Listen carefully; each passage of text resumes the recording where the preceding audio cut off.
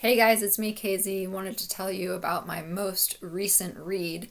In fact, I was joking with a friend of mine the other day that we were needed by the women's national soccer team here in the United States because of English majors like Sam Mewis and Becky Sauerbrunn, who clearly needed us to lead a book club for them.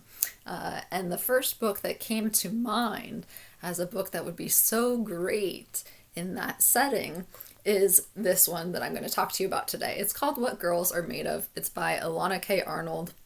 And you can see there, it's so good. It's a National Book Award finalist. Now, I admit I did not know Elana K.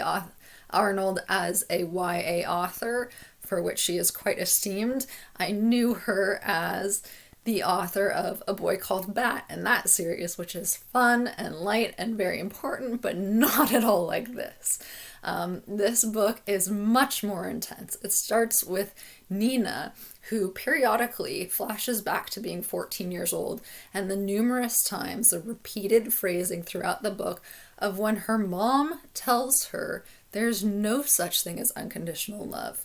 I could stop loving you at any time, essentially is what she's told. So when she carries that into her relationships with boys, with men, with young men, because she is just 16, she has sort of a warped view of things, and it's really heartbreaking. This is not a book that I would say is prescriptive in how you want to behave or how you want your daughters to behave or how you want your friends to behave, but is very descriptive. And of course it takes a title from the poem, the nursery rhyme. Little girls, of course, are made of sugar and spice and everything nice. And that is the trope that is played on, even though it is not mentioned necessarily until the author's note at the end, which you could probably read before you read the book to get even a better sense of the book. Anyway, this book starts with a visit to Planned Parenthood, a visit that includes a wellness check, the full wellness check with all detail.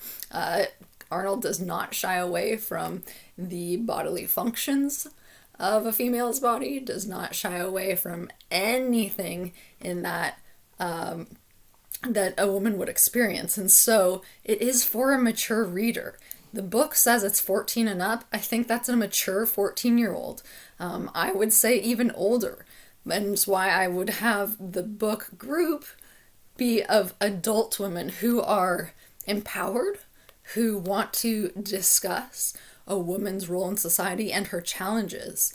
So this one is not for kids, not for little kids, I should say, for teenagers, for high schoolers, definitely for college students, and definitely even for adults, I would say. So I give this book a 5 out of 5. I thought it was fantastic and was jealous of anyone who gets to read it in a group. I didn't. I read it alone in my house full of boys who don't get me. No, they do. But they don't get the female experience. And there's no doubt that Elana K. Arnold does. So, like I said, 5 out of 5. Subject matter, high rating, I'd say 16 and up. Reading level would be lower, 14 and up. Maybe even 13 and up, but I would probably not give this book to a 13-year-old just because it's so, I wouldn't say gruesome, but it's very realistic in its descriptions, and Nina is developing her sexual awareness as well as her relational awareness, which goes through ups and downs. So give it a read. I think you'll really enjoy it if you do, but be ready to be a little bit repulsed in a good way.